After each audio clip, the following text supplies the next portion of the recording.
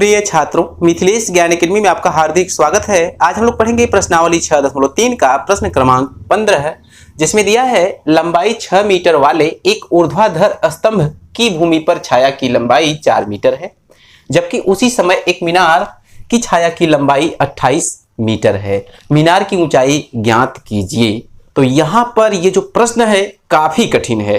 काफी कठिन का मतलब क्या हुआ कि ये जब प्रश्न या इस टाइप का प्रश्न जब एग्जाम में आ जाएगा तो आप सोचने पर मजबूर हो जाएंगे कि ये ट्रिग्नोमेट्री से लिया गया है या ट्राइंगल से लिया गया है।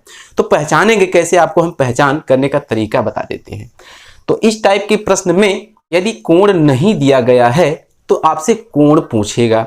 यदि कोण पूछता है तो समझ लीजिए ट्रिग्नोमेट्री का सवाल हो गया। यदि कोण नहीं दिया गया है और कोण की कोई चर्चा ही नहीं हो रही है तो इसका मतलब ये ट्रिग्नोमेट्री का क्वेश्चन नहीं है, ये ट्राइंगल से लिया गया है। यही है इसके पहचान करने का तरीका। उसमें कोण की चर्चा निश्चित रूप से होनी चाहिए। यदि केवल भुजा भुजा दी गई है तो आपको निश्चित रूप से कोण ज्ञात करने को कहा जाएगा। यदि एक कोण एक भुजा दी गई है तो कोई अगली भुजा ज्ञात करने को कहा जाएगा, यानी कि ऊंचाई और दूरी का क्वेश्चन हो जाएगा।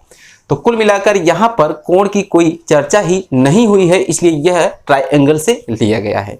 तो आइए अब हम इस प्रश्न को हल करने की तैयारी करते हैं। तो हल करने का मतलब क्या है कि लंबाई 6 मीटर वाले एक ऊर्ध्वाधर स्तंभ, तो 6 मीटर लंबाई का यहाँ पर हम एक ऊर्ध्वाधर स्तंभ बना लेते हैं। ध्यान से देखिएगा, ये रहा आपका 6 मीटर लंबाई वाला ऊर्ध्वाधर स्तंभ। और इसके आगे क्या कर रहा है, ऊर्ध्वाधर स्तंभ की भूमि पर छाया की लंबाई 4 मीटर है। तो कहने का मतलब मान लेते हैं कि इसकी जो छाया है यहाँ है, ये 4 मीटर, तो इसे हम 4 मीटर कह रहे हैं। और ये जो है ये 6 मीटर ऊंचा स्तंभ है।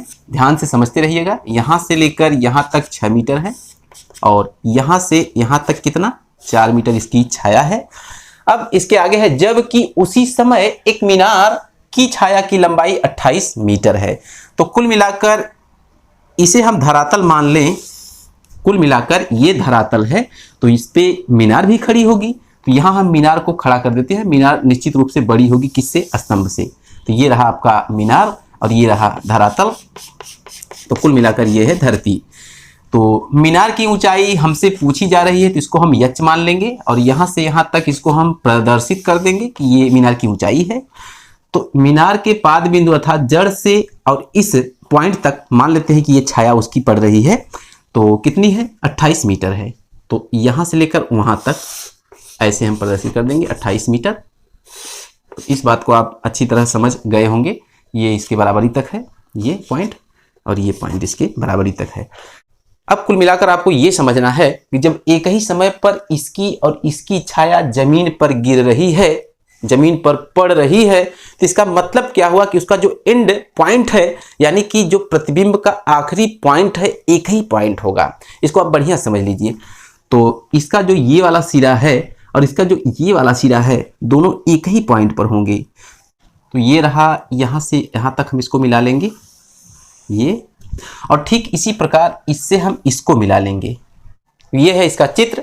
और यहाँ पर हम मान लेते हैं कि सूर्य है, क्या है, ये सूर्य है।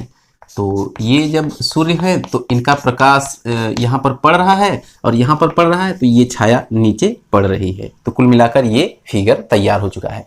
अब आपको ध्यान से देखना है कि कुल मिलाकर 2 त्रिभुज बने हैं, 2 त्रिभुज। एक त्रिभुज आपका है ये वाला। तो इसका नामकरण हम कर लेते हैं A, B और C। तो जो बचा है उसका नाम भी कुछ रखना है, D, E रख देंगे। तो D, E, C एक त्रिभुज हो गया और एक A, B, C हो गया। अब यहाँ पर जो दोनों त्रिभुज बने हैं A, B, C और D, E, C किस टाइप के हैं, अर्थात किस प्रकार के हैं।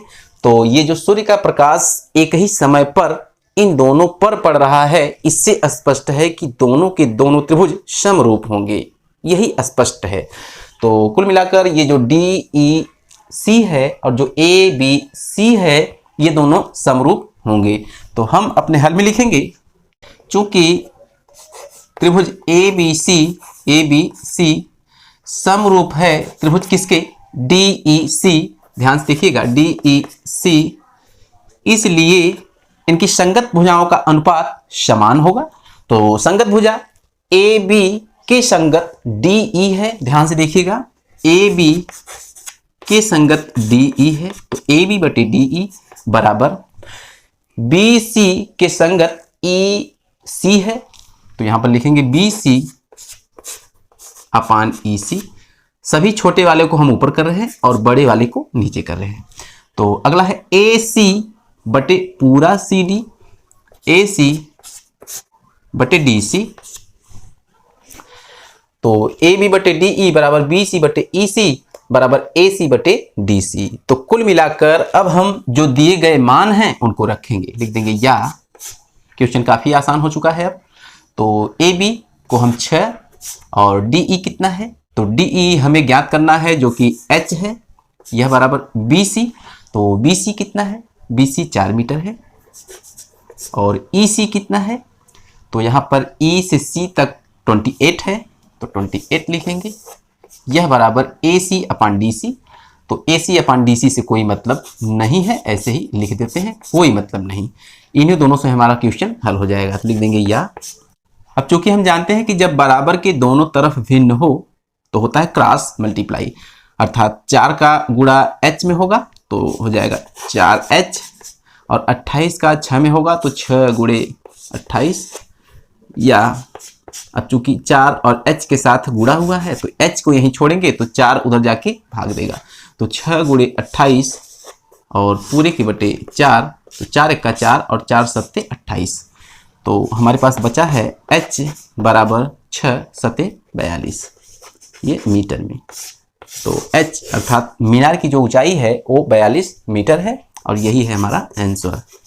तो अब इस बात को आप समझ गए होंगे, क्वेश्चन कितना आसान हो गया। थोड़ा सा कठिन था लेकिन आसान हो गया। तो आज की वीडियो में बस इतना ही, फिर मिलेंगे अगले क्वेश्चन के साथ अगली वीडियो में। तब तक के लिए धन्यवाद।